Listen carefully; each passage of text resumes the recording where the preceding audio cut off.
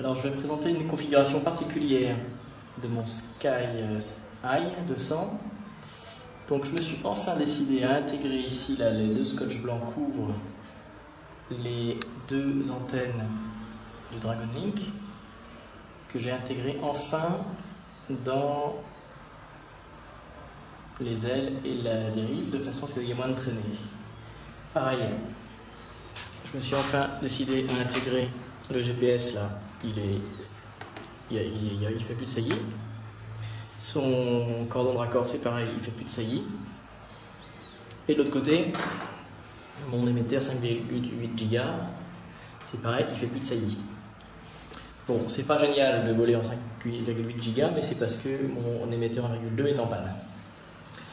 Et alors, la nouveauté, c'est que j'ai mis une sonde Pitot Eagle Tree, la marque Eagle Tree. J'ai eu un petit peu de mal à la faire fonctionner, ça fonctionne enfin. Donc voilà, j'ai intégré les choses, mais on voit apparaître une nouvelle verrue. J'ai une deuxième antenne GPS. Et là, par contre, c'est très momentané, donc je ne l'ai pas intégrée dans l'aile. Parce que aujourd'hui, je vole avec un système mixte T1000FC et PitLab. Alors si on regarde, d'abord j'ai mon ampèremètre pour mesurer ma consommation de batterie moteur. Ensuite, j'ai le T1000 qui donc fait les fonctions pilote avec la fonction return to home et la fonction voler à une altitude stabilisée. Donc là, j'ai démonté mon système. La gouttière bleue qui était visible est une gouttière qui permet que, en cas de crash, la batterie arrière ici glisse par-dessus la batterie avant, sans toucher et sans abîmer par effet bélier le pilote et OSD qui est en dessous, le PitLab. Alors ceux qui connaissent bien le PitLab constatent que là j'ai que la moitié du PitLab, c'est l'étage du dessous, c'est la partie OSD, parce que ma partie pilote, autopilote, est partie au SAV, parce que j'ai un problème de gyroscope.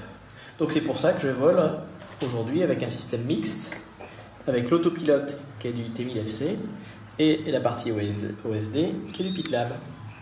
Et la nouveauté du jour, c'est que j'ai enfin des informations de la sonde Pitot qui semblent à peu près cohérentes. On va regarder ça en regardant les rushs enregistrés en vol. Je branche l'OSD et l'émetteur, ça boot, là j'ai fait un arrêt sur image, et donc on voit autopilote not found, c'est normal, et airspeed sensor detected. Donc ma sonde Pitot est bien reconnue par l'OSD. On voit apparaître pendant 6 secondes le signe égal en face de la vitesse pendant le temps que l'appareil se paramètre, et ensuite le triangle signifie qu'il est fonctionnel. Nous avons maintenant une sonde Pitot étalonnée. Pendant cette opération, la sonde Pitot doit être couverte d'un cache. Je me demande s'il n'y a pas un peu de dérive dans la sonde, parce que là elle est à -9. Dès le décollage, ça part en positif. Je décolle face au vent, et donc on voit que j'ai une vitesse vent autour de 33, 32, 31, 30, alors qu'en haut à gauche, la vitesse sol du GPS est 29, 25, etc. Et donc j'aurai a priori autour de 6 km/h de vent de face, vu que je vole face au vent quasiment. Peut-être à 30 degrés du vent. Au sol, j'étais face au vent. Là maintenant, je vole vent 3 quarts arrière, et on voit maintenant que ma vitesse vent, qui est autour de 31 km/h, est inférieure à la vitesse sol, qui est autour de 37-38. Donc c'est cohérent. Là, je suis 46 km/h, là, et donc c'est cohérent avec toujours 6-10 km/h de vent. Je suis de nouveau face au vent, avec une différence entre 20 et 28, là, de 8 km/h. Ça va varier un petit peu. Maintenant, il y a moins que 8 km/h de différence. C'est pas exactement la même orientation que tout à l'heure au sol, il y a 30 degrés d'écart, mais vu la configuration du sol, c'est pas aberrant qu'il y ait un petit écart de cap entre l'altitude et le sol. Là, on voit que j'ai très peu de gaz, que je suis en dessous de 30 km/h en vent apparent, et l'alarme s'est déclenchée à 25 km/h, et là, hop, je décroche. Ce qui prouve que mon alarme est trop basse. Il faut plutôt que je mette l'alarme à 30 km/h, parce qu'en dessous de 30 km/h, on est sûr de rien.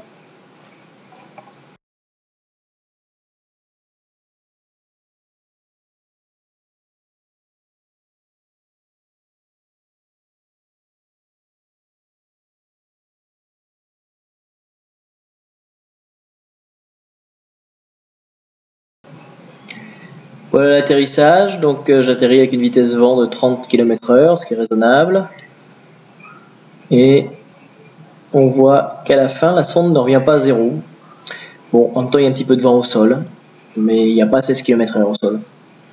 Donc c'est quand même une sonde qui n'est pas très précise.